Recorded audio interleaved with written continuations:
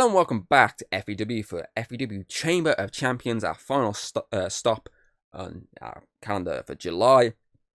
The Chamber of Champions has been here since the beginning. Chamber of Champions, we've had so many winners of this matchup, but James and Daniel Baxter both claimed the men's chamber matchup in the past, whereas Jessica Walsh and Jessica Rogue have both claimed the women's chamber matchups, and their names are in the history books as being the first ones to win, obviously, their respective ones, and also the ones to do it from the earliest positions. So tonight, two more can make, basically stamp their name in the history books. But before, obviously, we get to that, we're here to, obviously, to quick run through and a reminder of what's in store for you tonight. And we're kicking off, of course, with that DKE Championship matchup, a last-minute addition to the show. Ian Parker wanted in on the show, put out an open challenge for the DKE Championship. Quickly was accepted by Sarah Hawke of Protects the Kingdom, the one half of the women's tag champions. She wants on the card if Atlas is on, so she's got that, and she's kicking us off tonight in our first ever championship matchup that is obviously intergender. So that's going to be an interesting way to kick off Chamber of Champions, a history-making matchup in FEW. Then that's going to be followed by the men's chamber matchup, a chamber matchup which consists of Samuel Scythe, Raphael, Bob, Steve, Leon, and Ivan. Winner moves on to Summer Solstice to face a champion. Again, as I said last on Showdown, we don't know just yet which champion, but the winner will find out very soon who they'll be facing. We have the Apex Championship on the line between Amelia and Queen Hayden. Obviously, Amelia won that matchup at All Out War to earn this championship matchup, so here they finally are for the first time since, I want to say, possibly July or June of 2024. The first time these two have gone at one-on-one since then. We then have the FEW tag titles on the line in an Extreme Rules tag between TNE and the current tag team champions Stud Express. That's going to be followed by the Undisputed FEW Championship. Aaron earned the right to face a champion a few weeks ago in that gauntlet match. He's been flanked by the rest of Villain Code to take on Arthur Wayne, who's enlisted the backup of Alistair Farfax. We then have the FEW GB Championship on the line in a Falls Count Anywhere matchup between Callum Watson and King Morgan. Then have the Women's Chamber of Champions matchup. Ellie Frost, Atlas Dragon Shield, Lucy, Megan, Morgan, and Kate Benson all are looking to face Queen Hayden at Summer Solstice and join, as I said, the likes of Jessica Walsh and Jessica Rogue as former Chamber winners. We then have the main event, 6-man tag team matchup between Born in the Darkness team of Lucifer, brother Darren and brother Victor. They take on the team of Thomas, Alex, and Ari. The winning team will earn championship matchups at Summer Solstice. So we have an excellent card full of, I say, two massive chamber matchups. So many championship matchups, one of them making history, I might add again, and then that massive 6-man tag match to wrap us up tonight. So without further ado, let's get into that opening matchup, that DKE Championship matchup between the current women's tag team champion Sarah Hawke and the current DKE champion Ian Parker.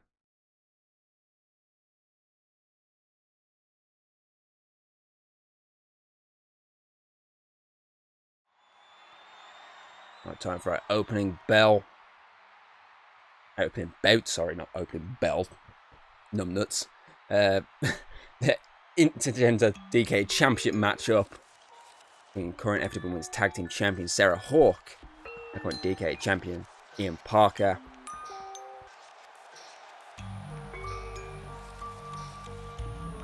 So there's obviously tag team partner Atlas, of course, competing in the Women's Chamber matchup later on tonight. She wanted in on the card somehow, and obviously as soon as Ian Parker was like, okay, DKE Championship on the line, open challenge, I want in myself, it kind of had to happen.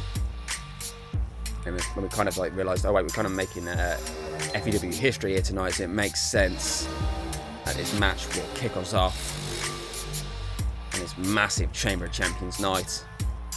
But can Sarah walk away a double champion? Or can Ian Parker retain the DKE Championship once again?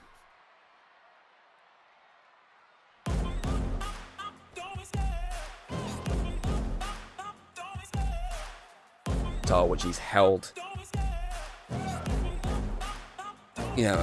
with high regard since becoming the champion back in April. He defeated Bob and Samuel Scythe in that triple threat matchup at Birthday Spectacular.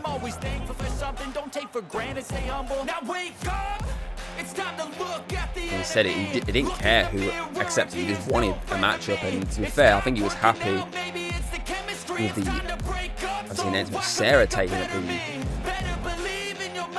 obviously open challenge, because it means he gets to fight another champion, and that's something which he finds amazing.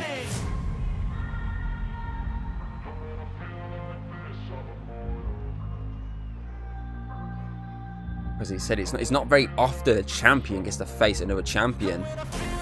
Most of the time it's obviously a winner takes all matchup, and even then they're not really as often. I mean, when was the last time a champion forced to face another champion? Ooh, off the top of my head, would have been obviously Queen Hayden versus Tori for the Apex title, both spectacular. But even then, before that, I can't really think of an occasion off the top of my head.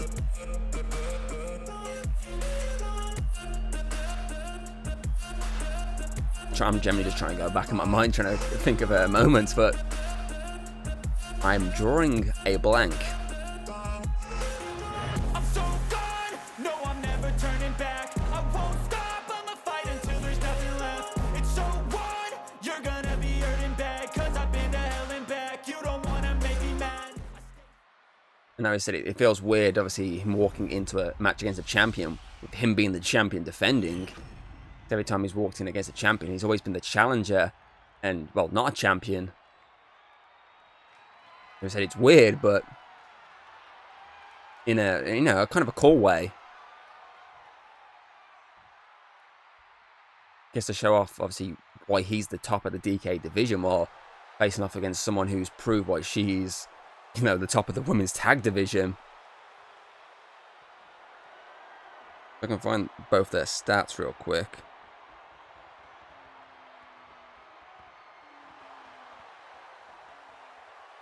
I mean, Ian Parker's been DKE champion for 97 days.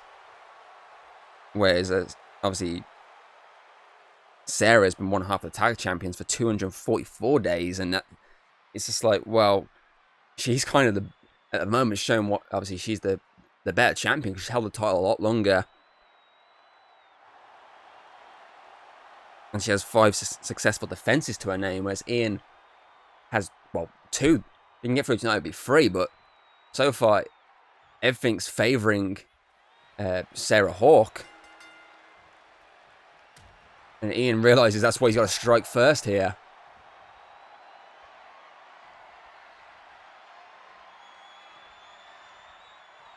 But Sarah muscles our DKE champion. Possibly trying to land a German suplex there, but Ian managed to turn it around and get a headlock locked into place. But Sarah using a noggin there to get out of it and lands a moonsault perfectly, and that was a really good back and forth between the two champions. 1. Ian kicks out 1. It's generally a really good back and forth between those two champions. Both showing why they are the best in their divisions.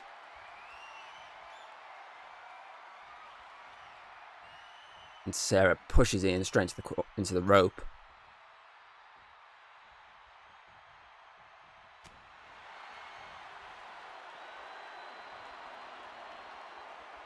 I mean, this is probably how I expected this match to go, like pretty even. As Ian turns the tables. Both aren't pushovers, and both aren't going to be pushed over in this history-making matchup. Both want to make the history. And they are both very grateful that they got given the opening matchup at Chamber of Champions over, obviously, the Chamber matchups.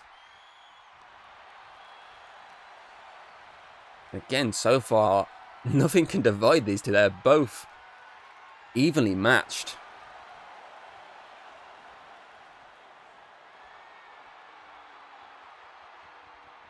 Who's going to one-up the other one? It's Ian this time who ones up Sarah. And just drops himself from the springboards from the top rope. 1. He got it 1. Both champions one-upped each other in the holds, and both landed a diving move before going for the pin, but both champions managed to kick out at the first hurdle. As Ian lands the axe handle and an elbow drop. Sarah crawling towards the corner there to try and to drag herself back to her feet, really. As Ian is quickly making sure she doesn't get that breathing room.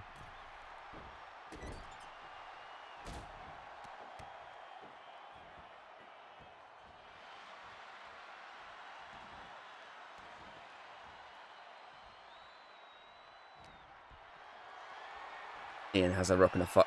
He's going to just drives her over the knee. He's looking for that elbow drop. Here he is.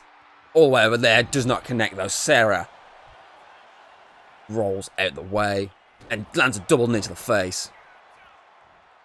Follows it with a moonsault perfectly. One. Raw kick out at one. Ian gets the shoulder up. Sarah lands another one for good measure. I mean, I felt like if she landed that before going for the pinch, she would have at least got a 2 count out of that. But she sends Ian outside the ring now. Telling him to get back to your feet. Can she make the dive from there? She debated it and changed her mind.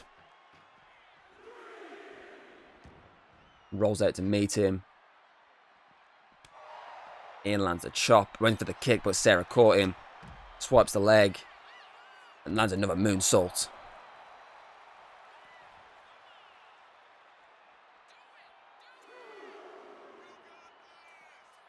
Oh, drives him down with the strength of one hand.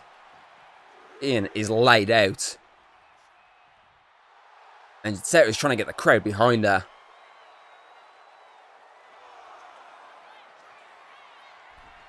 She's looking for a moonsault, I think. Oh, perfectly landed. Ian is just out cold right now. Sarah, she goes back in, but she's probably going to try and break the count again because she realises, well, she's a champion herself. She knows that the whole count out does not benefit her. It benefits Ian Parker to hit a count of 5 as Ian is staggering back into the ring. He's struggling here. And he slams her down.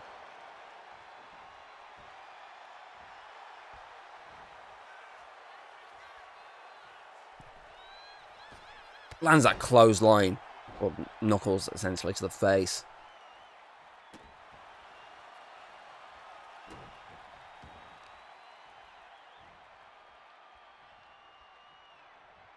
Oh, spins the arm in a position it should not be spun.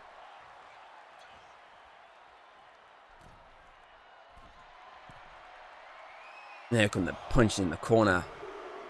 Don't see that very often, and that's why, because Sarah managed to get out of it very easily. Puts Ian in the other corner and lands a shoulder tackle to keep him down.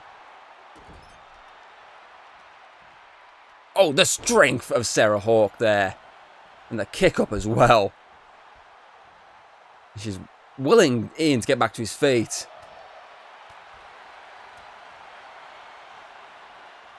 Oh, Ian prevents anything there, and here we go. Caught her off guard. Dimensions collide. 1, 2, 3, and that was it. Ian retains the DKE Championship in a pretty decent opening matchup.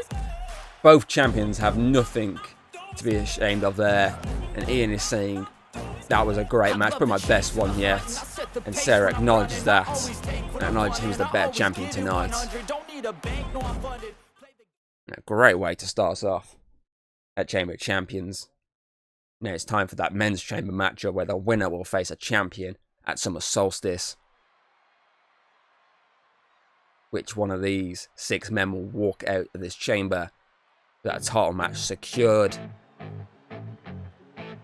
First out is Bob of TNE, who qualified after defeating Matthew at the Shad Dimension in the final qualifier matchup.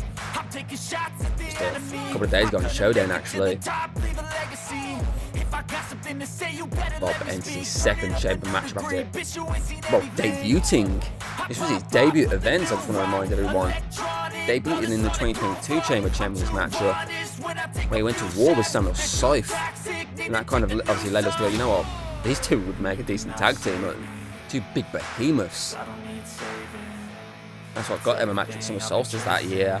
What led them to eventually becoming a two-time tag team champions. Yes, they didn't, have a great amount of luck with those tag titles, but this matchup is what put him in the spotlight of everyone, thinking this guy is a monster. And then we enters his second ever Chamber of Champions matchup.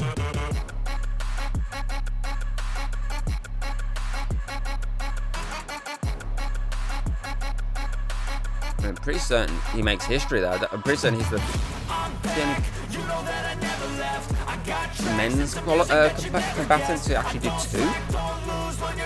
I think the chamber matchups. First chamber was Alex, Bob, Scythe, Nick Foster, James, and I want to say Jeremy. I really want to say Jeremy. And Samuel Scythe, the other man who's competed in two chamber matchups. The man making history here tonight, I believe. I'll double check. So 2022 Chamber Champions: Bob, Nick, Jeremy. Yeah, it was Jeremy, Alex, and James. And the 2024 event.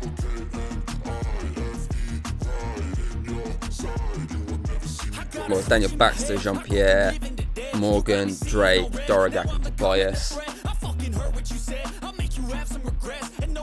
On the men's side, at least, Samuel Scythe and Bob are making history, becoming the first ever men to compete in two chamber matchups. I'll double check the women's side here.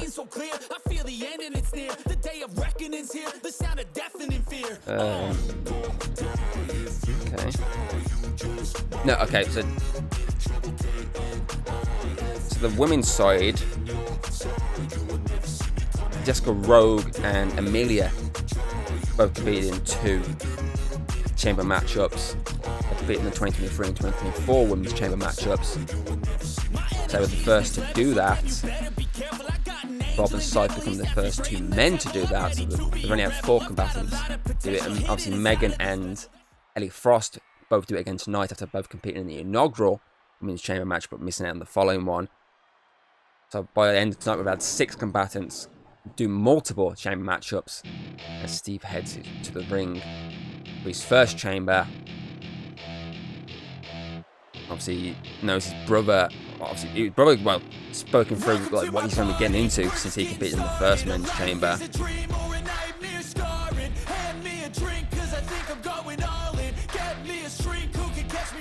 Jeremy, of course, managed to get one elimination at least in this inaugural chamber. He eliminated Alex, which was a big one for him back then, before obviously eventually getting eliminated by James. But I know he's been coaching him into what to expect, what he needs to do if he wants to survive the chamber ahead of Summer Solstice. So let's see if that coaching worked out for him or not. Or Steve end up like his brother and fall short and fall victim, I should say, actually, to the chamber, this monster of a chamber that's around.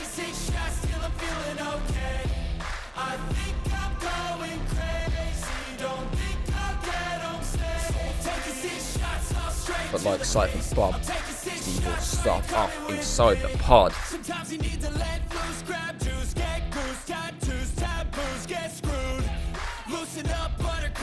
So that's a bonus for him, really. I think, okay, it's good. If I start inside, then I've got a slightly better opportunity to win this, because it's very rare anyone from the first two positions can do it. I mean, we've got Daniel Baxter and Jessica Rogue both did it in the second spot last year. But obviously the inaugural chambers on both sides, James managed to win his from the, I think it was the 5th spot off the top top of my head. Let me just double check via the stats. Championship. Yep. No, he did it from the 6th spot. Sorry, he used the 6th to enter. Whereas Jessica Walsh, I can find it real quick, was the 5th spot. So we've had 5th, 6th, and 2nd so far. So, I mean, yes, you can win from 2nd, but it only happened last year's events. The first 2 were from the later ones, but Leon is now going to be joining Scythe, Bob, and Steve as the last to enter. That means Ivan and Raphael will both enter in the 1st and 2nd spot. So can one of them obviously recreate what happened last year? Will be one of the ones in the pod that walks away with the victory. So let's see who drew number 2.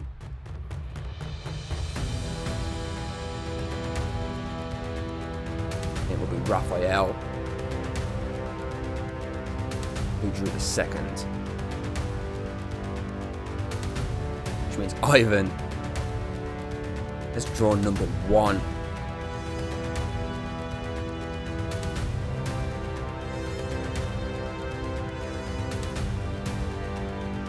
So can Raphael join Daniel Baxter and Jessica Rogue and make history, become the 3rd person to win for the 2nd spot, or will Ivan make the history and become the first ever competitor to win from number 1? I'll say number 2, number 5, and number 6 have won it. 4, 3, and 1 have never won a Chamber of Champions matchup. So let's see if Ivan can make history tonight, or let's say whoever draws 3 and 4, because I don't know just yet who's drawn number 3 or 4. We'll find that out as we go along. Raphael skating the field, seeing the threats that lurk ahead of him.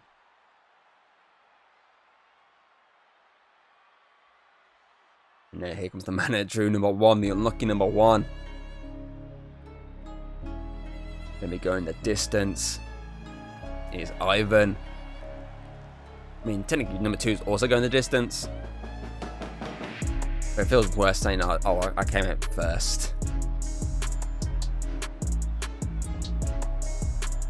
Unless you win, then you can say, well, I came out first, you know. I've won, like, I was the first one in there, you know what I mean? Ahead of Delta Strike. Earned his way into this matchup by defeating Adam Wolf. No, sorry. Adam Wolf. Christian Vega, sorry. Steve, of course, knocked off Parker North. Leon defeated Adam Wolf. Raphael defeated the Greek Giant, and Sam Scythe defeated Tobias. But who is walking away the 2025 Men's Chamber of Champions winner? Would it be Ivan, Raphael, Leon, Samuel Scythe, Bob, or Steve Backshaw? We'll find out momentarily as we're about to get underway in our first of 2 chamber matches heading your way tonight. There's Raphael and Ivan, of course, starting off, and Ivan drops Raphael with clothesline. Both men will know they're in this for the long run, so both will know to try and take the less of damage early on. So far, Ivan is keeping Raphael pinned.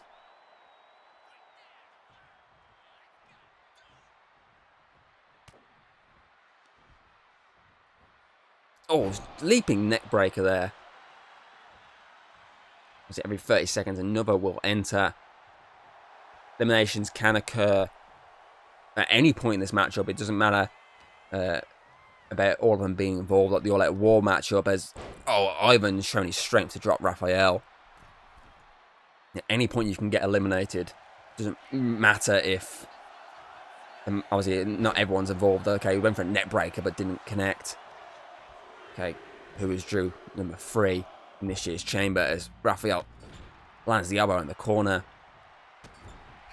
It's Samuel Scythe who is Drew number 3 in another position, just like number 1 that has never won Chamber of Champions. And here we go, Raphael straight.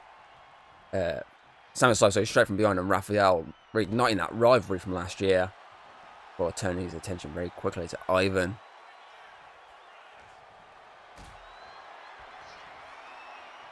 for a powerbomb, I think.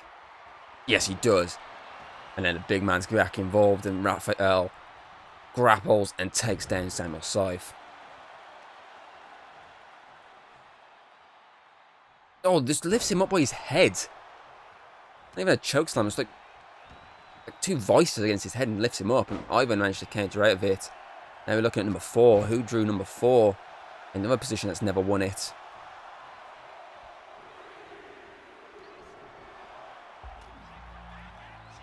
Who's got it? And it's Leon. As Samuel Scythe just got dropped with a running powerbomb.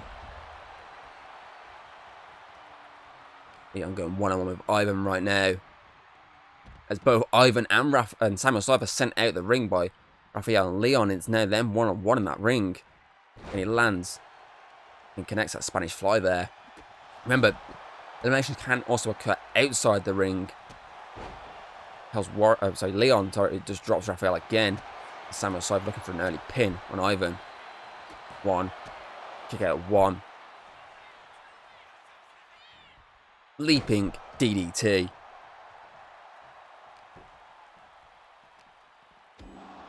Oh, straight off the metal. As we're looking at number 5 now, a position that, as I say, has won Chamber of Champions. Thanks to Jessica Walsh winning the inaugural women's one in that position. Drop kick from Leon. I keep going to say Hell's Warrior, it's his old name. Moonsault connects as Steve, who has drew number 5, which means Bob has drew number 6. Will eventually be part of this matchup.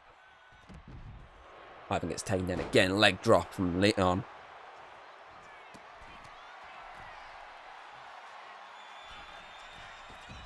Oh!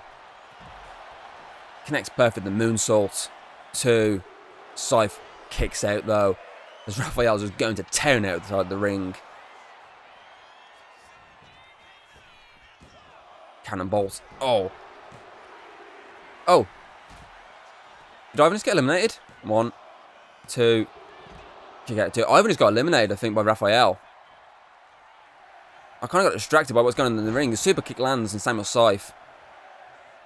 As Leon heads up. And drives Samuel Scythe straight to hell. 1, 2, 3. Leon eliminates Samuel Scythe as Bob just enters the ring. So Ivan and Samuel Scythe are both out. Scythe one of the favourites, really, if I'm being honest. Scythe and Bob are probably the 2 favourites. And Scythe is out. I missed the Ivan one, but you got eliminated by Raphael, I believe. 1. I was too busy focused on that fight between Leon and Samuel Scythe, and the submission is locked in on Leon here. Dead centre in that middle of the ring. But Leon gets out of it. Looking to eliminate both of the top contenders as he lands a moonsault, and I think Raphael just rolls up Steve, but he gets shoulders up.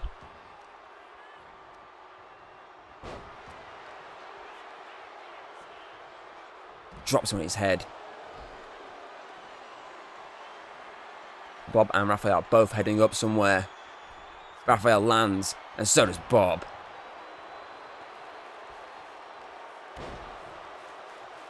Raphael sends Steve back in the ring. Oh, split legs land. The 2 big behemoths taking out the 2 smaller dogs right now. Leon counters Bob's attack and lands a big spinning kick. Raphael realizes, wait, I should also team up in this situation here, because this guy is the threat, really, of the matchup. Vicious powerbomb connects. As Leon is sent crashing outside.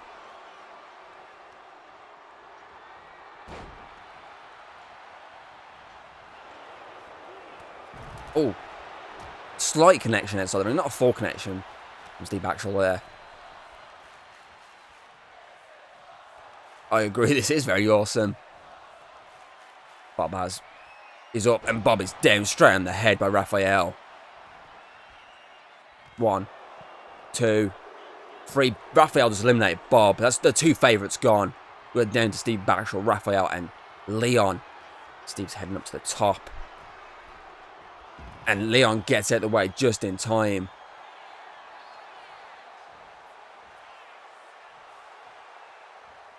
Raphael's tends deep to get to his feet, but Leon has kicked him back down. A cartwheel, a gambol, sorry, into a senton there. And Steve in Raphael's drop zone. And so was he then for Leon. Raphael just drives him down. Looking for another pin here.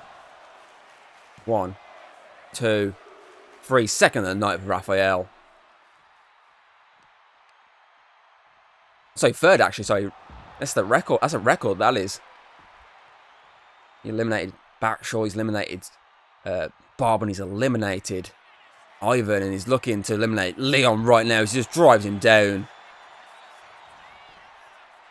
1, 2, 3. No gold is required from Raphael tonight.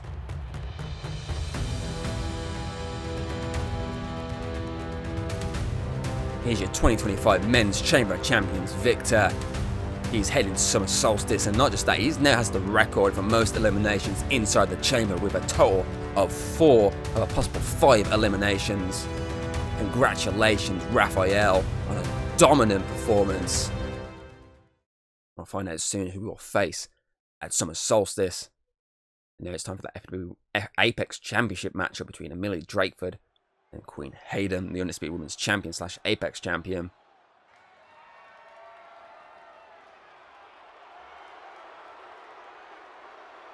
Reigniting that rivalry from 2024, which he started at Better Spectacular and I think ended at this event actually. I'm going to double check that. I keep saying that. I'm just going to double check to make sure I was right. I was wrong actually. It ended at Chamber All Out War. The obviously 6-woman tag match is where it technically ended.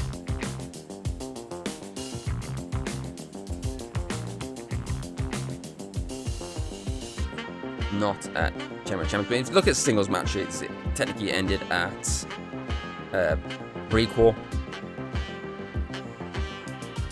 But if you look at their rivalry as a whole, it was All Out War where it fully came to a close. And the Chamber of Champions Amelia competed actually, which was a second chamber matchup. I don't know why I keep forgetting that.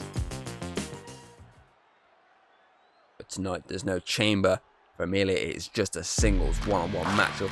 The championship on the line.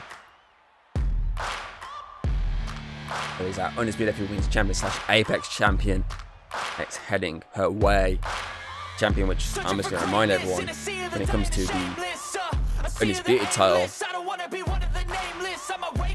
Oh, I've not corrected that. Hold on, let me just double check. I think I might not corrected that. I feel like I did, and I just forgot to change the my notes. I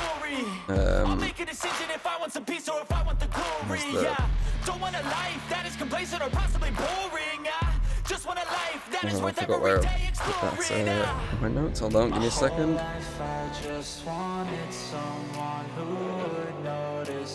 There we go, found it. So it's 2022.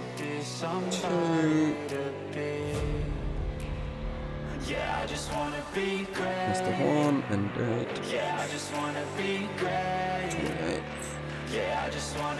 Make sure the date change 2025. 28th, 31st.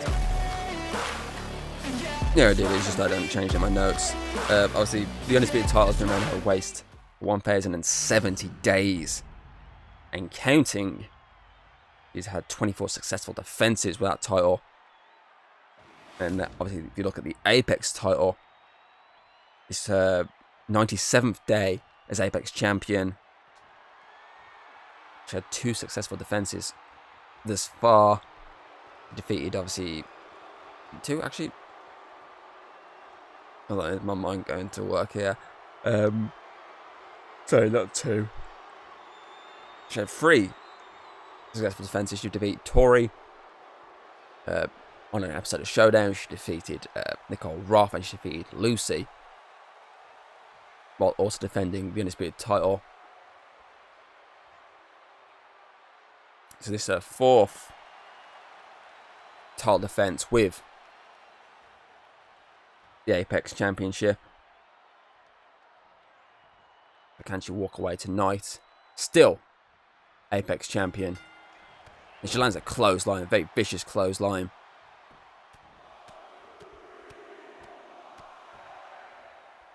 Lashing out with the kicks and the punches to the face of Amelia. I mean, she already has the record for longest reign as the Undisputed Champion. She has the record now for longest reigning Apex Champion. And if she wins here tonight, she will break the record for if you combine championship reigns. Because obviously Tori currently holds the Apex title record at 98 days across 2 reigns. So a victory here for Queen Hayden will make... Oh! The dirty tactic from Amelia there.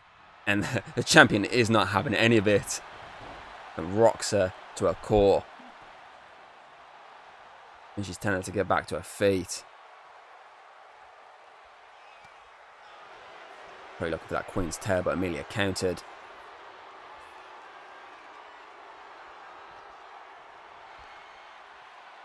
Possibly looking for a German suplex. Amelia says no. Looking for a one of herself. Queen Hayden says no. Back and forth they go. They know each other too well. This is why it's such an even contest right now. But the tighter the arm is stretching, the more Amelia is losing consciousness.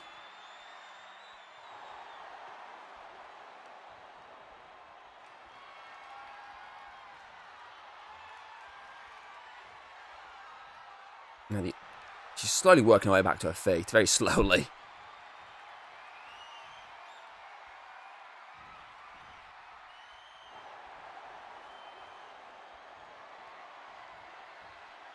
Right, I'm going to take a quick 5-second break while they're beating each other up. So, be right back, hoping the match does not end before I get back.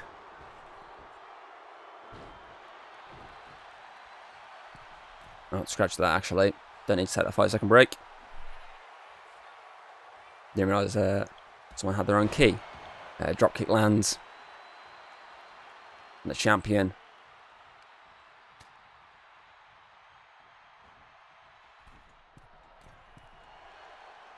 Just keeping Amelia at arm's length right now. And here we go, that Queen's Tower is locked into position. And it lands perfectly. Go for the pin. 1, 2. Kick out there from Amelia. Challenger still in this matchup.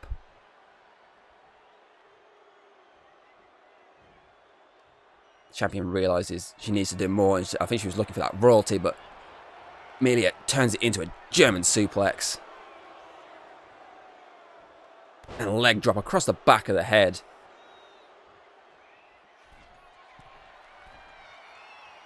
Oh, clothesline from the top rope to the outside. The Queen is rocked right now.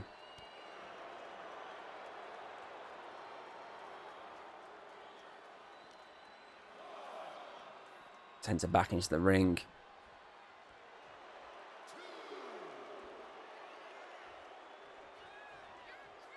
Kick to the gut. She wants her to her feet.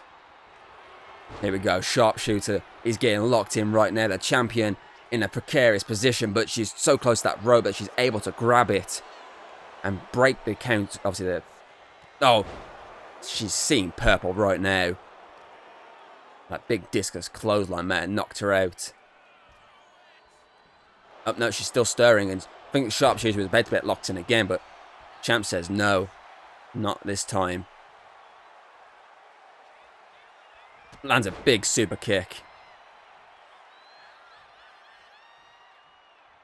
And she's on up a submission of her own, I think. Wearing down her opposition first, though. Wants her to her feet.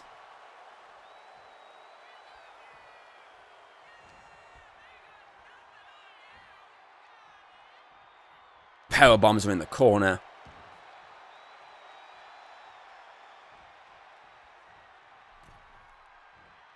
Lands a shoulder tackle. But the stomps kick in.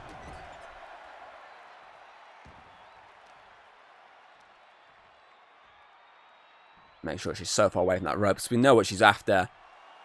That who's the boss submission. Amelia has no rope to save her. And she is forced to tap out.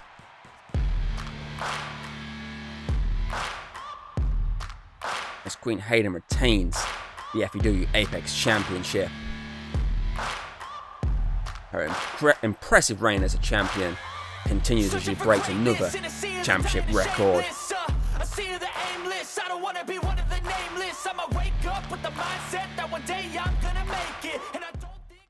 Now it's time for the FEW Tag Team titles to be put on the line in an Extreme Rules tag team matchup as TNE look to become tag team champions as they face the current champions Stud Express. Of course, TNE would have just watched as Bob went out as like number 3 in the chamber matchup, and they need to at least give TNE something to be proud of as they go home. And the only thing they can be proud of is if they become tag team champions. That's going to be a lot more difficult than you'd think, because they're up against Stud Express, who are just on an impressive run right now as tag team champions.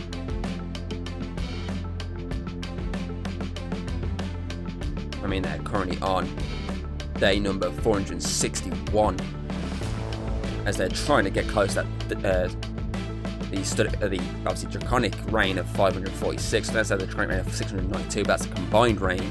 If they're looking to break the record of a single reign, it's that 546 they need.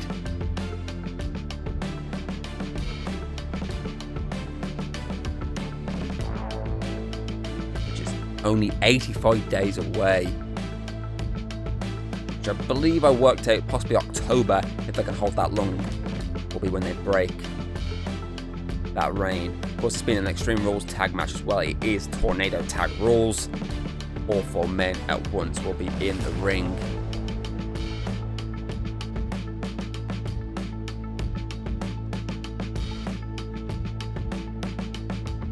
So can TNE walk away tag team champion, bring the tag titles back to Bob for the first time since he was obviously part of the draconic regime? Stud Express once again prove why they are the best of the best.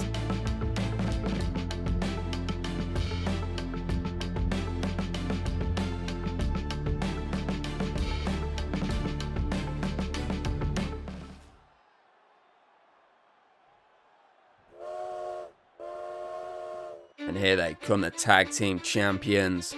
The conductor James, the engineer Connor, Stud Express. Looking to add another successor attention to their already impressive roster of tag title defenses. And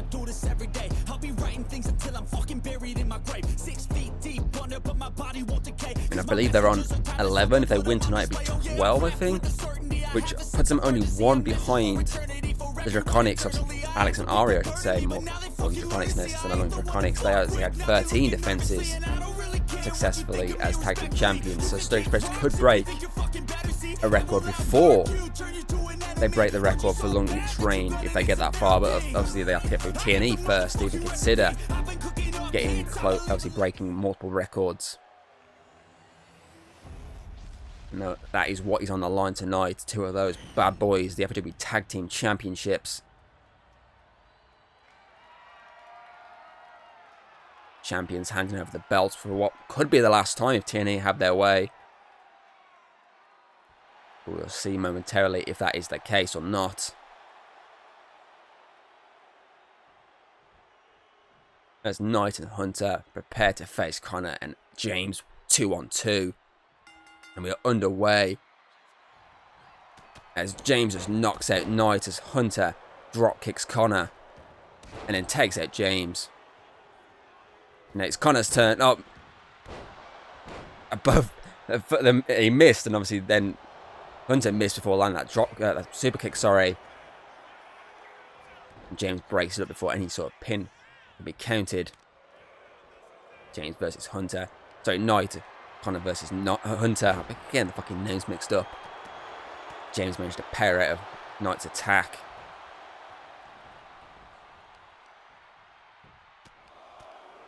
Beat down going up. Oh, ref, can you move, please? I couldn't see the beatdown going on between obviously Hunter and Connor. Hunter's getting the table now, and James is keeping Knight pinned in the corner.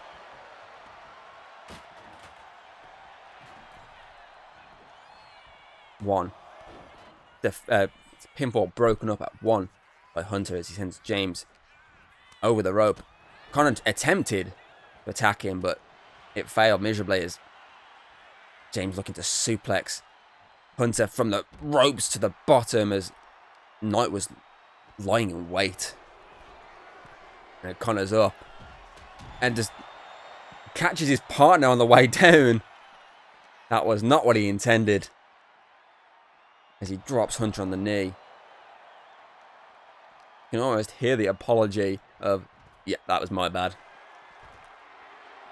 Oh, we've got sledgehammer to the gut.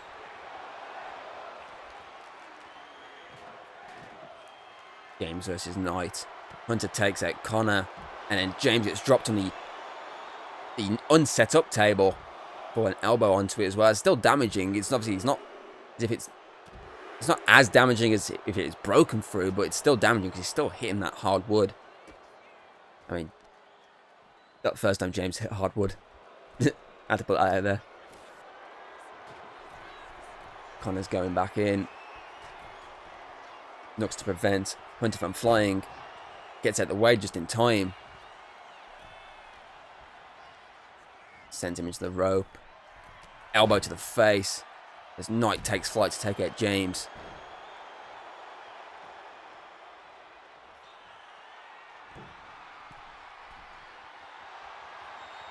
Got a chair involved now. Straight to the gut of James. Cross body connects in the middle of the ring.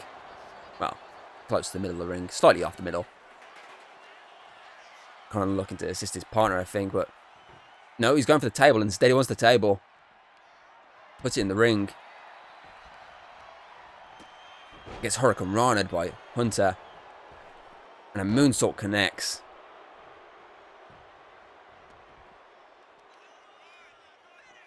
James looking for a powerbomb, I think, outside. Lands it perfectly.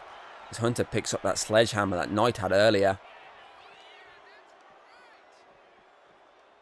And connects to Connor's gut again. Runs the spine as well. Hunter's telling James, come on.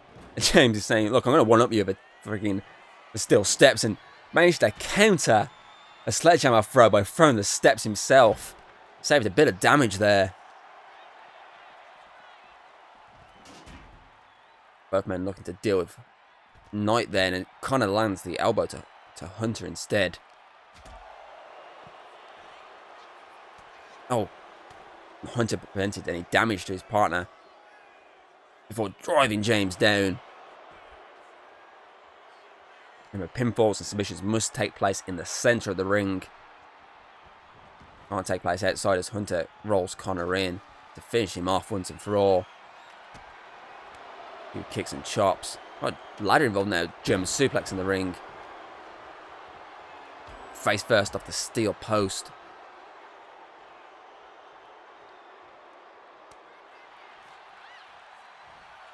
James slams him face first off the ladder and enters the ring to try and help his tag team partner out a little bit.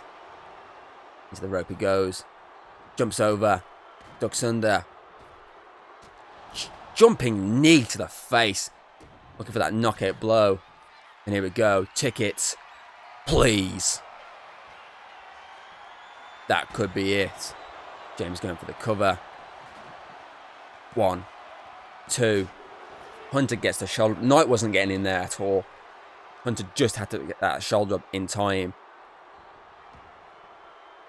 Two weaker men thrown in the ring as James and Knight are looking to collide now. Clothesline connects. Hunter with a Hurricane Rana. James counters whether Knight was planning. Connor prevents the attack from Hunter as well. James. German suplex across the table. That is nasty. That is Hunter's Knight over. Third German. Okay. 2, 3. That's over in the ring as well. I didn't even see what happened.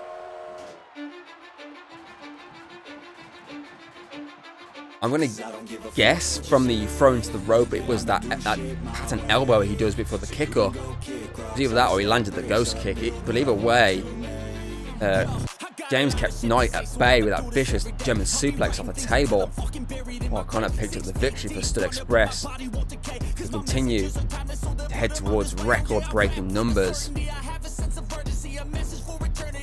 Another big championship defense in the books for Stud Express.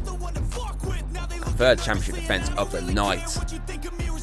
As we look towards our next title defense. Up next, Arthur Wayne takes on Aaron Wilkins.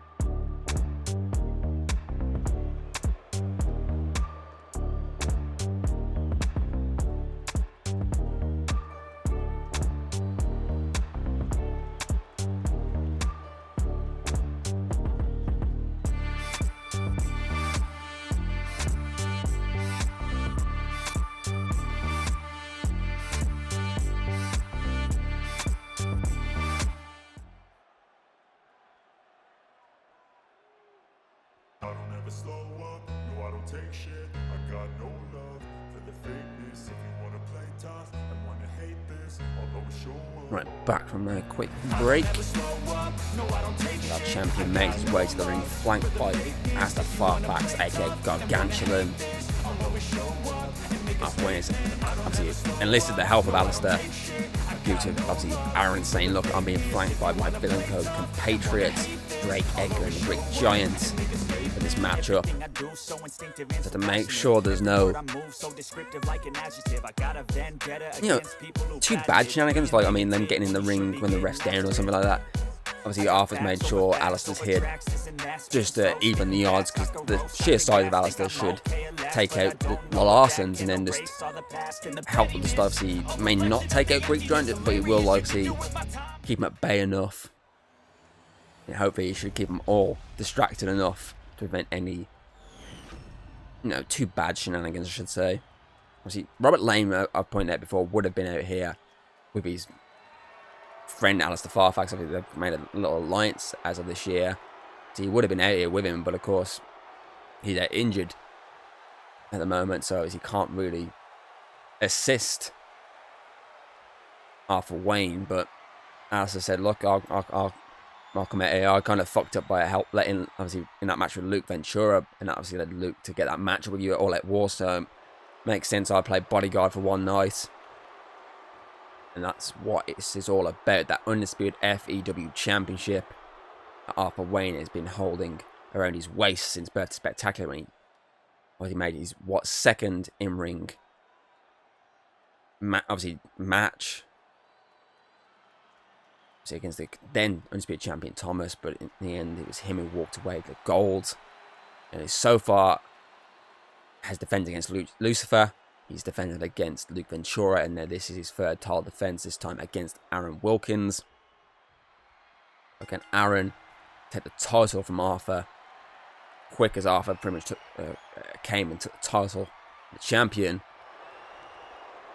Or Arthur Wayne retain and head to his first Summer Solstice as Undisputed Champion. Aaron locks in that headlock. A muscle. Arthur Wayne down.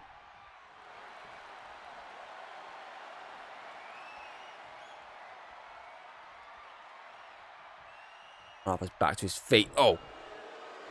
Head to jaw. He's got to hurt... Well, it's got to hurt both, but... He's got to hurt Aaron a bit more because he wasn't prepared for the head to jaw, whereas Arthur knew what he was doing. So the ring, he got all 4 men watching. I mean,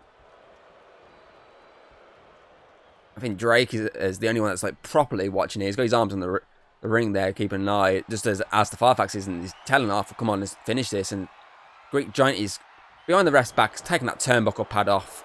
That's the sort of shenanigans I was talking about. That's not shenanigans in them fully interfering. That's shenanigans enough trying to help Aaron a bit, but that could go either way. This could backfire if Arthur spots it first. See, no one else has spotted it. Oh, the referee's finally spotted it. I think Asta's realised what just happened. He's like, well, you need to keep an eye on this match a bit better, ref. And that could have gone worse than that. One of them could have gone face first, back first, you name it, into it. It's Aaron looking for that command. Oh, that big boot to the face. Asta tried to distract him there, but he couldn't get him in time. A big penalty kick to the face. As Aaron heads up. And he wants Arthur up. So he can land that cross body, but Arthur sidesteps at the last second for pouncing him onto the referee. Suplex connects. Arthur be looking for that punch to the face or clothesline, whichever one he can manage to connect perfectly. And it's the punch to the face that does connect. And he's standing right in front of Villain Code on purpose here, as he's damaging the head of their division.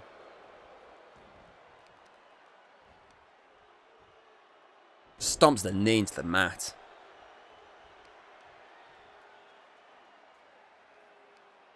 Arthur currently, of course, on his 100th day as champion. Was the 3rd longest reigning FEW champion, or Undisputed FEW champion, I should say. Elbow drop.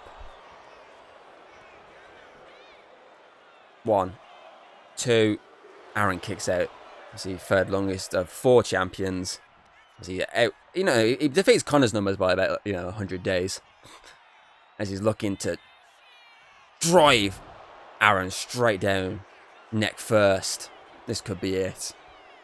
1, 2, 3. No Dark Storm needed for Arthur Wayne tonight. A 3rd successful retention for the Undisputed Champion, who now heads to his first ever Summer Solstice as the champ, obviously the face of the men's division of FEW. He still is your Undisputed FEW Champion. So who is next for Arthur Wayne? Is it going to be Raphael, or would it be one of the victors of tonight's main event, or could it be someone else entirely? But tonight we're looking at the FEW GB Championship. Our last championship defense of the night. Falls Count Anywhere match between the current FEW GB champion King Morgan and Callum Watson. King Morgan, of course, in the 97th day of his 2nd reign as GB champion. A combined total of 238 across his 2 reigns. First reign, of course, lasted 141 days before he got defeated by Daniel Baxter, thanks to this man's assistance on Showdown in the Build to Bird Spectacular. King Morgan got the last laugh after that, obviously that event, and champion for the 2nd time. Eventually Callum, at the end of Requel, stuck his nose in the business of King Morgan and attacked him after he defeated Daniel Baxter. Morgan's been trying to get him one-on-one, he's been worming out of it. Eventually we have that tag team match between Watson and Daniel Baxter. The team obviously referred themselves as the Golden Jag.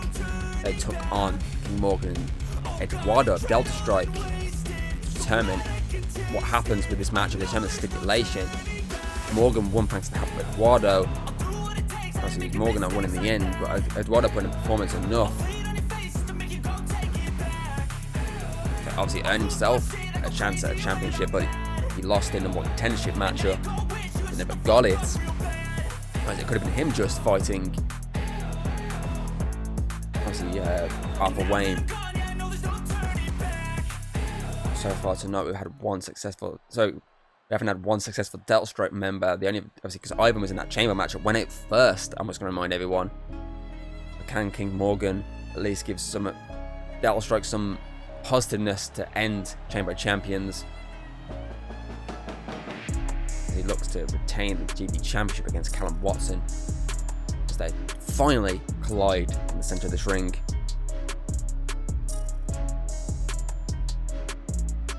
Well, not just technically in the centre of this ring, they collide all over this arena. Because remember, it is falls count anywhere rules. Pinfall submission can take place anywhere. There is no disqualification. There is no count out. The only way to win is to pin or submit your opposition. Who will walk away GB champion tonight?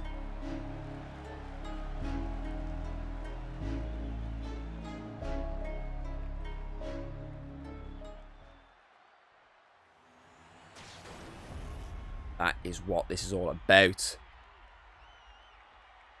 The title, which has been held by some very good talent so far. I mean, the inaugural champion was Thomas, who held the title for 148 days. Kind of held the title, yeah, it was only 6 days, but he still held the title. Tobias held the title on 2 different occasions. Daniel Baxter held the title on 3 different occasions. King Morgan, of course, 2 different occasions. Will he retain tonight, or will Callum Watson add his name to that very impressive list of former champions and / current champion? We will find out soon enough. But so, again, as I said, this is our final championship defense of the night. So far, all championships have been defended successfully. Ian defended successfully in that opening matchup for that DKE Championship. Stud Express defended successfully with the tag titles. Arthur Wayne just did the Undisputed title successfully, and Queen Hayden defended that Apex title successfully. So can King Morgan complete this collection of successful defenses tonight, or will he be the first to fall when it comes to defending the title? As I said, this is our last one tonight, because we do have the Women's Chamber still to follow, as well as that 6-man tag match to wrap us up. It's King Morgan firing first with punches and a drop kick. Callum has to squirm out of it because he's realised I'm instantly getting defeated right now. Oh, nasty to the back of the neck. Turn the tables very quickly in his favour.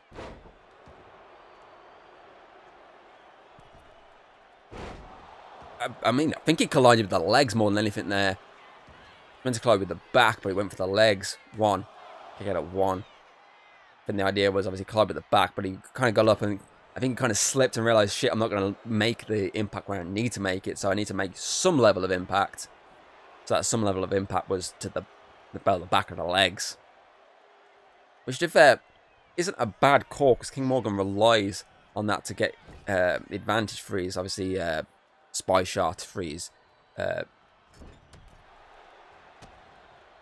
stars and stripes, and obviously his ankle lock submission. It requires those legs to be sturdy to take a lot of his power, obviously, from him.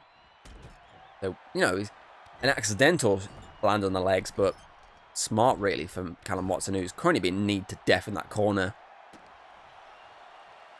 So far, this match has been contested inside the ring. Neither men have gone outside. Oh, okay, spoke too soon. Callum Watson's heading out.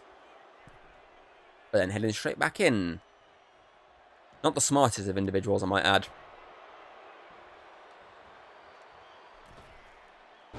That time he missed entirely. Morgan was too far out to make that get hit there, but he gets hit with a clothesline to the corner instead. Callum Watson with the kicks to the face/throat area as he lands the elbow drop. Who's going to be the first to take this fully out of the ring? Because at the moment they're keeping this as a regular one-on-one matchup. And driven down is King Morgan. But he kicks Callum Watson in the face to get out of the ankle hold there. And here we go, looking for a German suplex, I think. A single German suplex connects.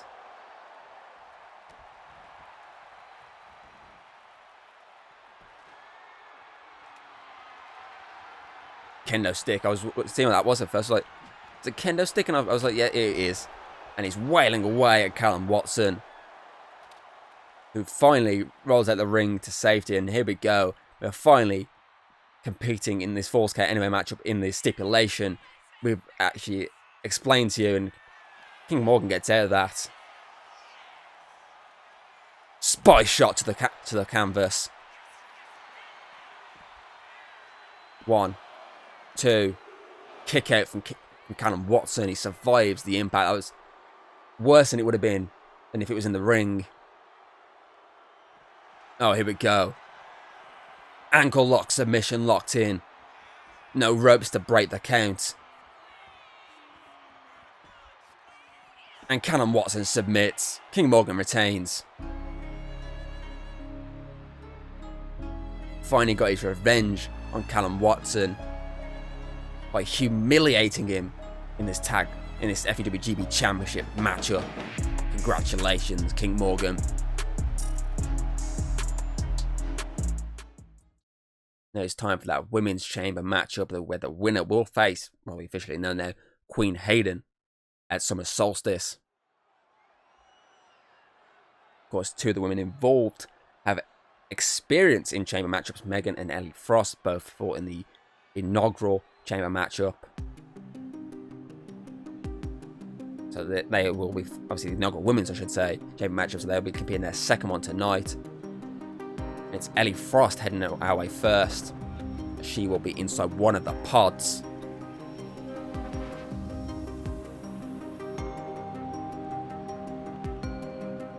Who will be joining her inside the pods, and who will be starting this matchup?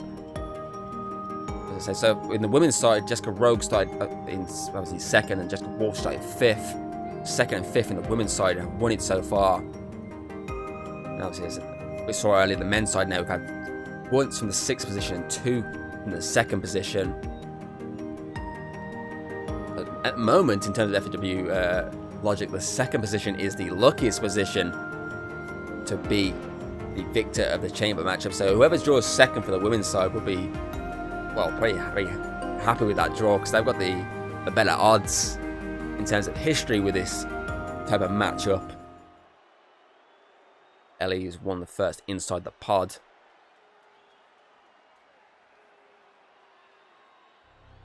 And it'll be Lucy second inside. And obviously I pointed out the history, obviously in terms of chamber matchups. But a couple of these women in this matchup do have history when it comes to facing the women's champion.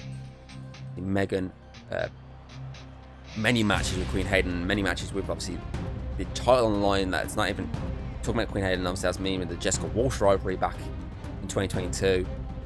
Lucy recently competed for the titles. I'm pretty certain Ellie Frost has definitely competed for the titles before. I'm pretty certain Kate Benson might be the only one who hasn't yet fought for the title. Or did she? No, I don't think she did. It was Madison Weaver, wasn't it, recently? Had fought for him.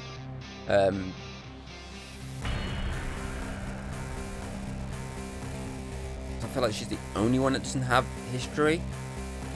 Morgan Smith maybe as well. I want to double check. So Morgan has faced the champion before.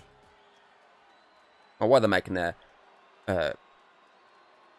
ways to the ring, I'll check my notes real quick.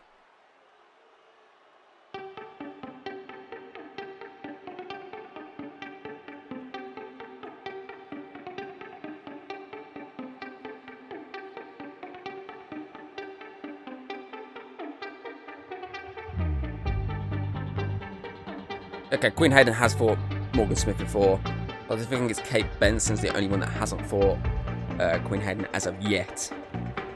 I was going to quickly double check through all my notes to make sure I am correct.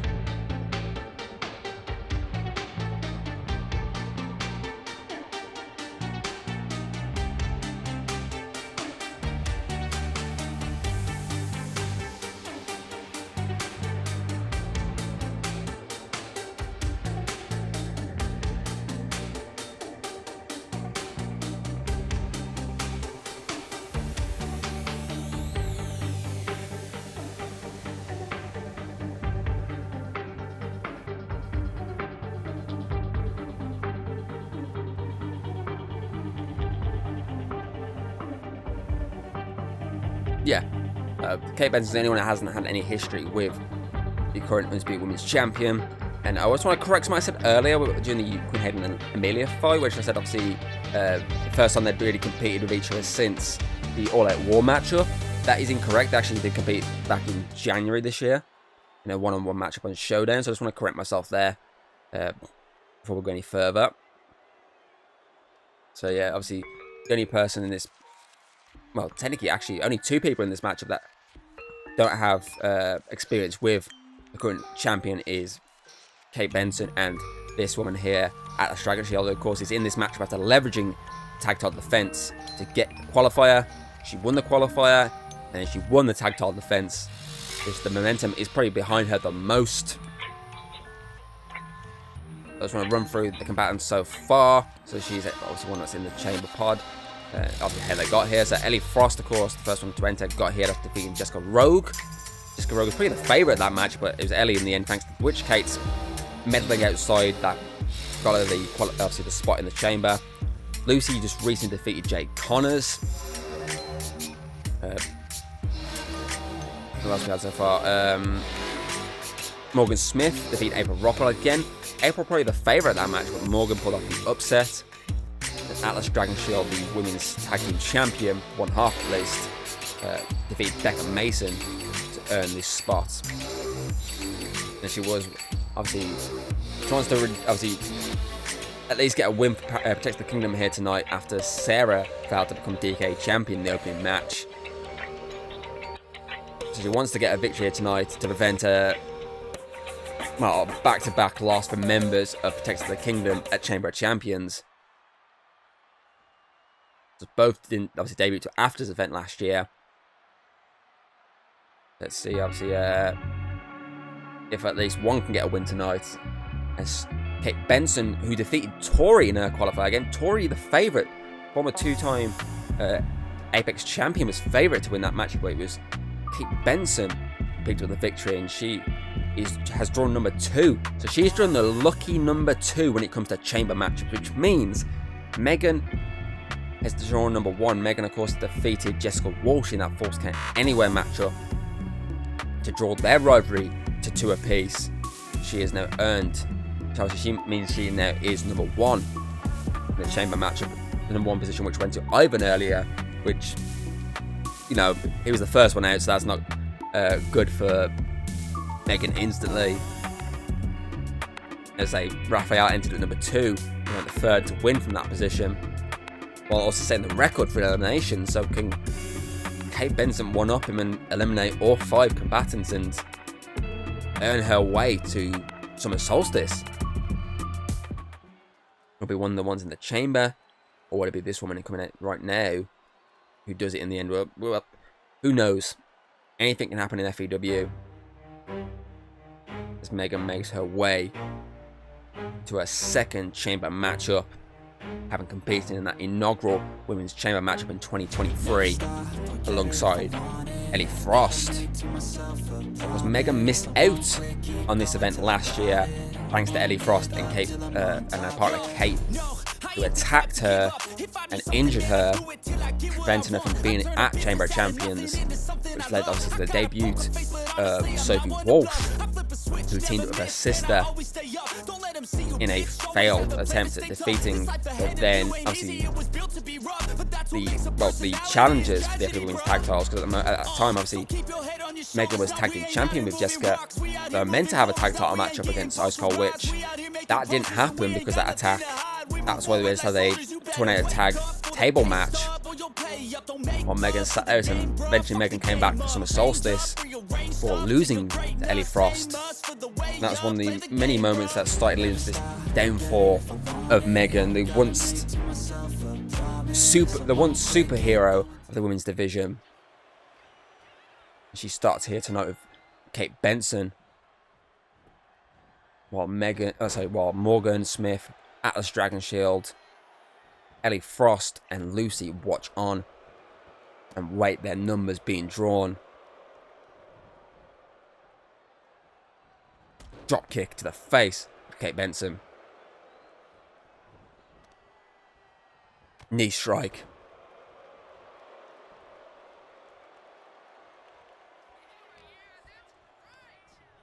into the ropes, ducks under, leapfrogs over, and just sends a crashing face first into the canvas.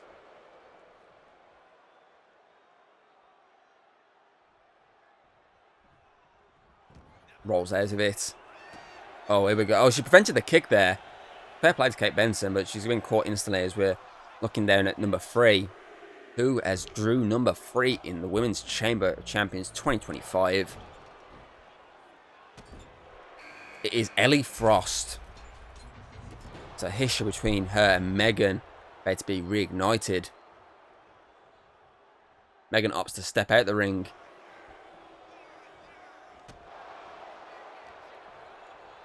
We're getting caught here by the knee strikes of Kate Benson.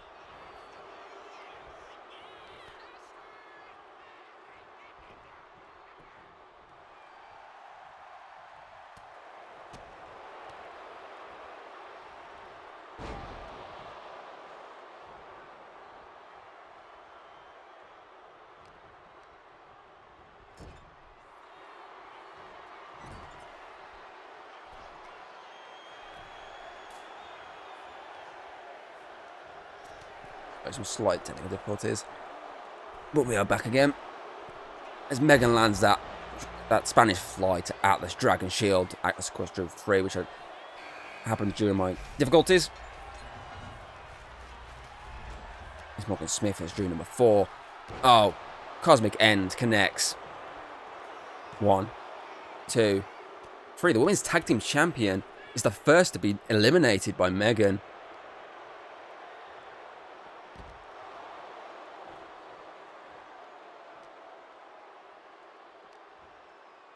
And now down to, obviously, 4. Spear from Morgan Smith. And she's showing off her strength right now to the deadlift Megan up.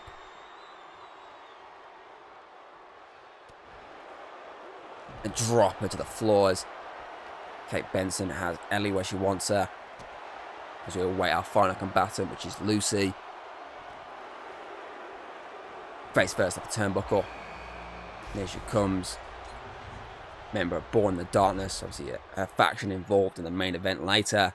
As Ellie just drops Kate over the knee. Kick out before even 1. Morgan's heading up, and so is Lucy. And Morgan just drops Megan in that place. 1, 2. Megan stays in this. As Ellie heads up.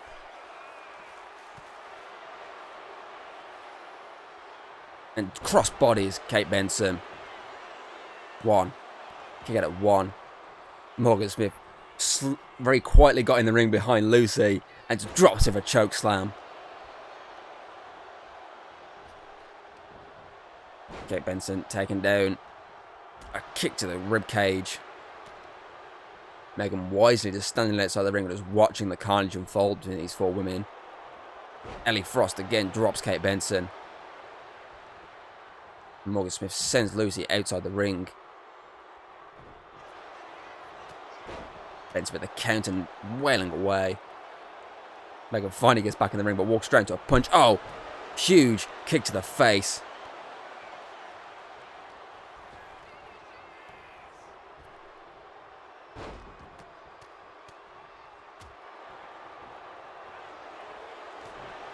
Oh, I thought she was going to go for a move then, but Morgan Smith prevented any damage. Ellie Frost from taking place as she just drives down Kate Benson.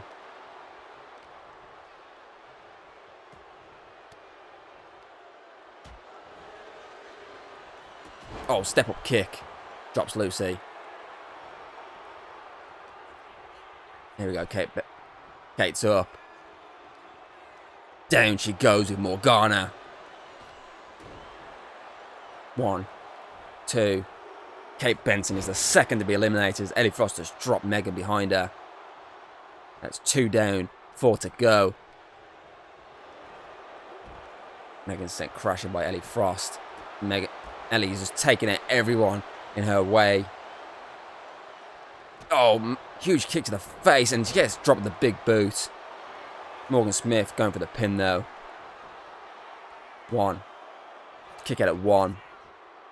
Again, Megan oh no, she's not. She's coming back in there. They say she's opting to stay out the way. Sending Morgan to the rope. Drop kicks her feet from underneath her.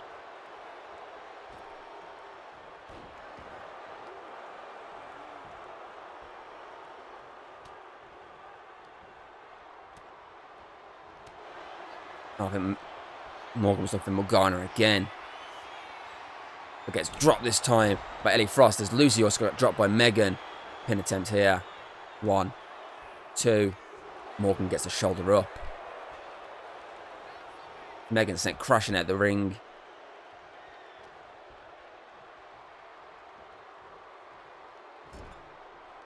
Ellie Frost caught from behind though. She manages to counter away out of Lucy's attack. But not Morgan's attack. Sends her into the rope, but Lucy was too busy wailing away at Morgan for obviously Morgan to land an attack on Ellie. She just drops down Lucy. And again, Megan is waiting rather than going into the fight.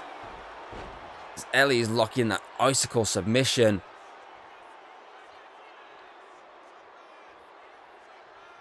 But Morgan does not give in.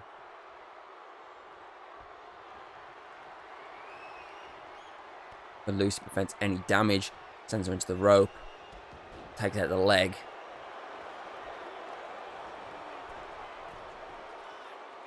One, 2. Kick out. Megan wailing away at Morgan. Oh, spin kicks around the face. 1, 2, 3. Morgan Smith is out. We're down to 3. Double knee to Ellie Frost. Ellie Frost, Lucy and Megan are last women standing so far. Oh, headbutt.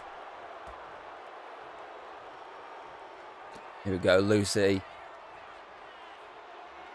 Drops Ellie over the knee. 1, 2, 3. It's her own little rendition of Satanic Knee, and it just knocked out Ellie Frost. German suplex from Megan to Lucy. We're down to 2. We're down to Megan, who started at number 1, and Lucy that started at number 6. Only one person has ever won from the number 6 position. That was James in that inaugural chamber matchup. The men's side, face off that pod there.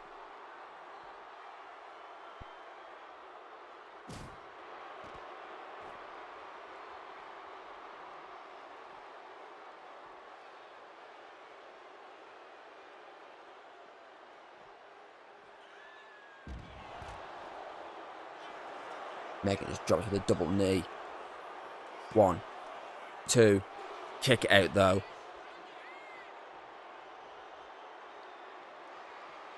She's not done. No, she counters. Any attempt at that cosmic end wasn't going to land. Face off the metal. No! That cosmic submission is locked in. And Lucy taps out.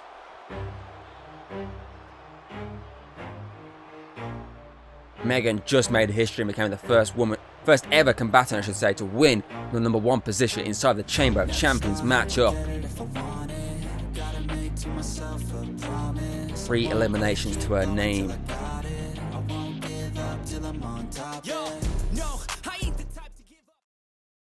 Now it's time for the main event. 6-man, not tornado tag, actually, it was just a normal tag match. 6-man tag team match to wrap us up tonight. Born in the Darkness, a team of Lucifer, obviously brother Darren and brother Victor, taking on a team of Thomas, Alex, and Ari. Last time this trio were ever unite, well, I won't say ever, but last time the trio were united any time in the given future in FEW. Maybe down the line they might unite again, but this is the last time for now. And the first time they've united without obviously anyone else being involved. Trio, well, let's be honest, probably one of the first factions in FEW was them, the Draconic Kingdom. And this trio looking to be the new darkness within FEW. The old darkness does not go down without a fight.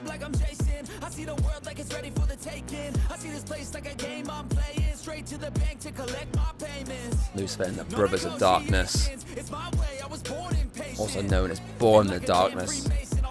They go by multiple names.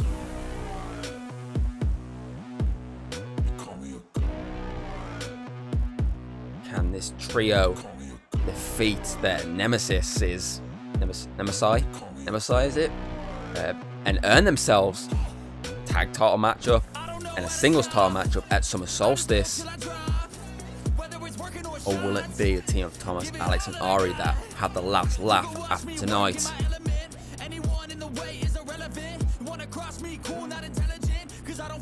I mean, so far we've had a really good night. I mean, 2 excellent chamber matchups with 2 worthy winners. Multiple championship defenses that were obviously a good matchup. I mean, the opening match, great Extreme Rules tag match. The Apex title online, obviously first time, return to them as a rivalry. Queen Hayden and Amelia since obviously as last year. And of course, obviously, that GB Championship Falls Count Anywhere matchup. That's not forgetting, obviously, the Undisputed title that was on the line as well. But it had some pretty decent matchups, and here comes Thomas leading the charge against the Brothers of Darkness and Lucifer. And he's being flanked by 2 of the OG FEW stars, Alex and Ari. Alex on his left, or his right technically. Ari on his left, or if you're looking at the screen, technically he's right and left. You know, you get what I mean. Alex in pink, Ari in brown. The century of Thomas. The man that brought them success in the tag division. Yes, they were 2-time champions up to that point, but they'd lost titles again before he stepped in and said, look, follow me and you'll be remembered in history as the greatest tag team that ever has been. And that's what they did. The Draconic Kingdom was born, and they ruled with an iron fist. I mean, they brought in the women's champion, they brought in the DKE champion at the time, which obviously was the downfall of that faction. But we're here tonight, starting with brother Victor and Thomas going one-on-one. Victor missed his first move, and that cost him dearly because Thomas just drops him with a suplex. Lucifer, brother Darren waiting on the wings for obviously their team, and then Alex and Ari. As Alex tags in to face brother Victor, punch to the gut. That has gotta felt good for Alex after what the brothers did to him and Ari on Showdown when they just kicked them out the ring after their victory wasn't obviously an unearned victory, as Lucifer tags in. Like, the brothers generally deserved the victory of Alex and Ari. They pulled off an upset, but it was just the aftermath where brother Victor and brother Darren, I don't know what they're doing there, decided to rub salt in the wounds of Alex and Ari. And it's Alex going one-on-one with Lucifer. And this is the first time matchup here, in terms of obviously them squaring off one-on-one. I'm not really counting the All-Out War match, because that was tornado rules. Because Ari's brutally closed on from behind. Ari got tagged in, and obviously them and obviously Alex showed why they were the greatest, if not still the greatest tag team that ever stepped foot in FEW. Ari's wailing away on Lucifer. Ari, of course, was the last one to enter at All Out War, alongside, obviously, Brother Victor. So, Brother Victor and Ari never really got a chance to fully shine at All Out War. Especially Ari. I mean, obviously, the advantage was in the favour of Born in the Darkness after Thomas's team gave up the advantage because they wanted to win with the disadvantage on their names.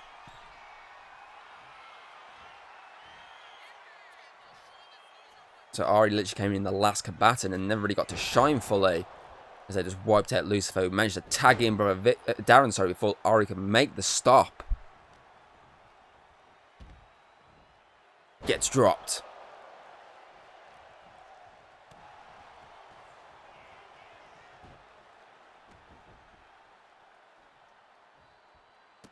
So Ari's, lapping in that limelight there is right now over their head. Up to not to tag out just yet. Opting to do the damage for their team as they just drop. Brother Darren with a powerbomb. A spinning powerbomb, I might add. The strength here of Ari. Again, another brutal and vicious powerbomb to Brother Darren.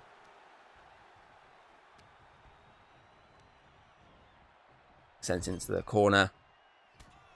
I think they were looking for a tag out, but Brother Darren prevented it. And drives them down over the knee. There comes the beat down to the face.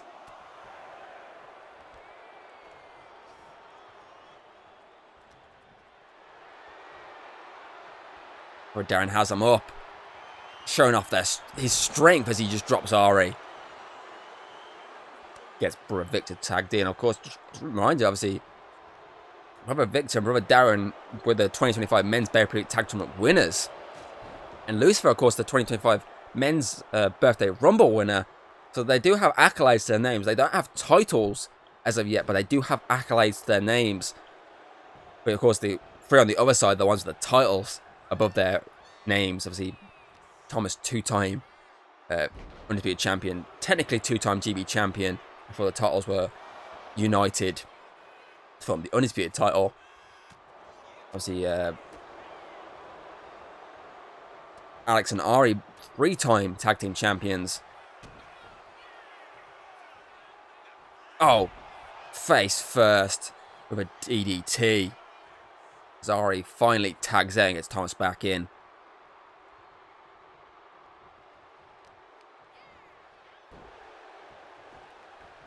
Moonsault connects.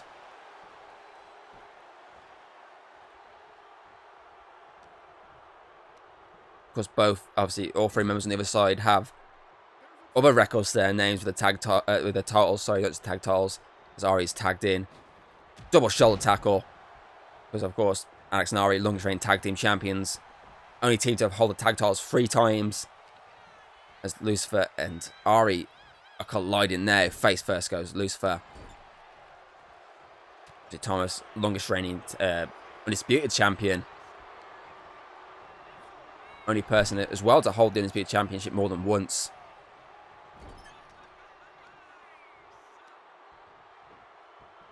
Oh.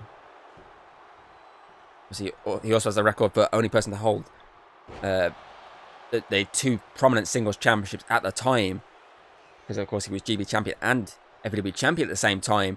And we only had those 2 titles in the singles divisions. Ari looks for a pin 1, but Brother Victor breaks it up. So both sides have accolades. Obviously, the favouring has got to be, the advantage at least, has got to be aiming into the team of Thomas, Alex, and I. If you're going to be a betting individual here, it would be them walking away with the victory. But do not sleep on Born in the Darkness. They've pulled off some impressive victories already this year.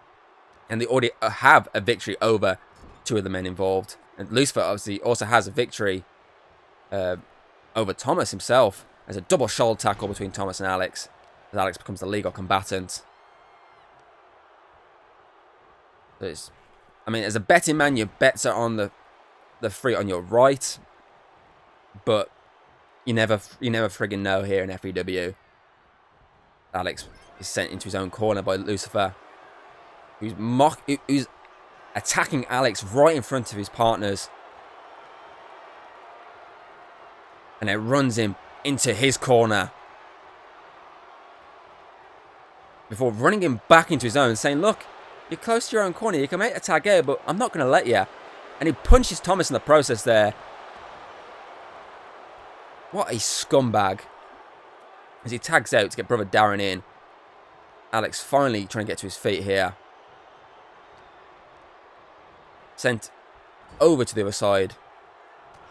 But Alex fights his way. Oh, was fighting his way back before Lucifer stuck his fist in the back of his head.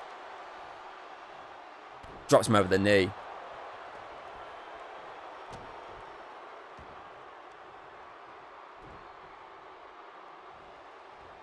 Sends him flying.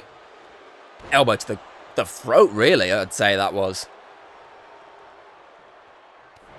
Oh, knockout punch. That could be it. 1, 2. Alex is saved by Ari, but I think his shoulder did come up there. So I think he... Oh, come on. Really, ref? And I think the ref spotted it and was like, look, don't be a scumbag right here. Alex stopped again before any momentum can come in his favour. But no tag was made there, so he's the legal combatant. His brother Darren dishing out the punishment here. Sends him into the corner. Tags out, gets brother Victor involved. It's time to bathe in their darkness. Impact it's connected. This could be it. Thomas makes a save because he knew that could have been the final blow to his team. I mean, look at this. They made them bathe in that darkness. As the brothers just use their tandem offense to just make the contact there. But it was Thomas that made the save. Alex sends Victor straight into his corner. Oh, he landed a nice old punch to the back of his head there. Stomped to the chest. Caving it in. Those big boots.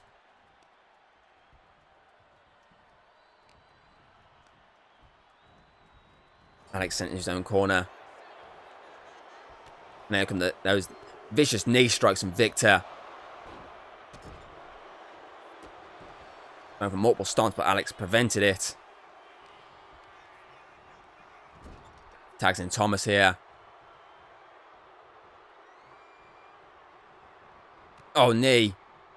Followed by a kick to the... I think it was knee to the face, not a kick to the face. Thomas wants Victor up. Victor's trying to crawl away and gets brother Darren involved. And gets wiped out by a vicious clothesline. Now got the punch to the face. This has been an incredible main event to cap off an incredible show as Victor is trying to be obviously almost taken out by Thomas, but Darren got involved just in time to save his partner. Punches, no, the elbows, sorry, to get him out of the grasp of brother Darren. Sends him into the corner. Oh, elbow to the face, sorry, not a punch. Brother Darren drives him over the knee.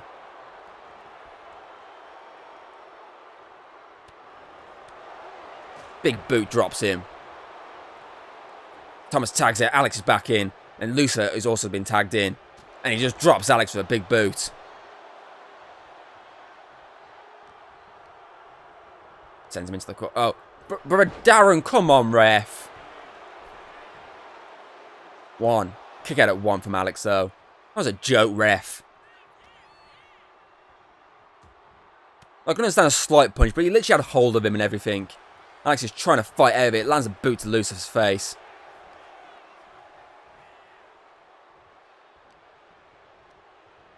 Sends him into his corner. Tags in Thomas. Tandem offense again from the duo. Knee to the gut. Knee to the face.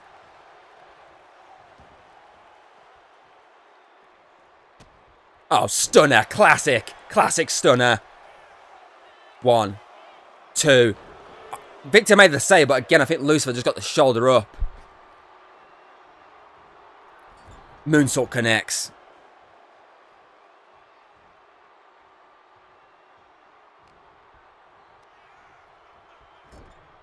Tags Alex in. Looking to end this. A move they've started to call enemy of my enemy. And Alex going for the cover. Thomas is taking the beating here. 2, 3. Thomas took the one for the team. Took the beating. From brother Darren to prevent him from making the save. And in his eyes, that is worth it because his team have just defeated Born in the Darkness and earned themselves championship matches at Summer Solstice. What a way to wrap up their time as a trio that dates back to the early days of FEW. And that is it for FEW Chamber of Champions, a Chamber of Champions which saw Ian Parker retain the DKE Championship in a pretty decent opening matchup against Sarah Hawke. Both champions respected the hell each other after the matchup. Then saw Raphael win the Men's Chamber of Champions matchup and earn the right to face a champion at Summer Solstice. Again, we'll decide in the next few weeks who he will be facing. We then saw Queen Hayden retain the Apex title against Amelia. We saw Stud Express defeat TNE to retain the FEW tag titles in that Extreme Rules tag match. We saw Arthur Wayne retain the Undisputed title against Aaron. We saw King Morgan defeat Callum Watson to retain the DKE Championship. Then saw Megan win the Women's Chamber of Champions matchup and now earns the right to face Queen Hayden at Chamber of Champions. But I do have an interesting change of plan there. She's just come to us with a nice little offer, which we're going to go with. And then the main event saw Thomas, Alex, and Ari defeat Born in the Darkness to not only obviously put an end to that little rivalry they had, but also earn the right to face Stud Express and a singles champion at Summer Solstice. And now we're looking towards our quest to Summer Solstice. And as I said, we obviously only have 3 shows in August. Our first show, which is the next one heading your way, which is on August 10th, Sunday, August 10th at 6 PM. And that's going to be kicking off with Alex and Ari taking on Villain Code. Alex and Ari off the back of this Chamber of Champions victory. We're taking on the team of Drake and Edgar Larson. We then have Ian Parker in action against Jeremy Backshaw. That's then going to be followed by Paramount Live taking on Mia Russo and April Rockwell. And the winners will face Protects the Kingdom at Summer Solstice. We then have Arthur Wayne taking on Fernandez. And our main event, this is the change of plan for that Megan situation. Megan has actually said, I don't want to wait till Summer Solstice. I want to face the champion as soon as possible. And our main event now on August 10th, we'll see Queen Hayden defend that Undisputed title against Megan in a one-on-one matchup. So that is a great way to kick off our quest towards Summer Solstice. And I mean, that kind of changed the whole plan for Summer Solstice to who's facing Queen, obviously the Undisputed champion. Then, I mean, that probably depends on the outcome of that championship matchup. But as I say, I'm looking at that card and a great tag team match to open us up. I mean, Ian and Jeremy one-on-one. An interesting, obviously, a number one contendership match for the women's tag titles. First time match between Arthur Wayne and Fernandez. That should be interesting. And that Undisputed Women's Championship matchup just sounds amazing. And as I say, I'm looking through the rest of this month and we've got some incredible matches heading your way. The ones that we confirmed for now at least. Anything can change depending on outcomes to matchups. Everything's always TBA or TBD to be determined. So, I mean, for our first showdown in August, that's not a bad way to kick us off. So, yeah, obviously, I hope you enjoyed FEW Chamber of Champions. And I hope to see you on August 10th for the next episode of Showdown. So, until then, I hope you enjoyed, and I'll see you next time. Goodbye. If you like what you've seen, don't be afraid to throw us a little like and subscribe. That's always very appreciated over here. And, well, I'll see you on the next video.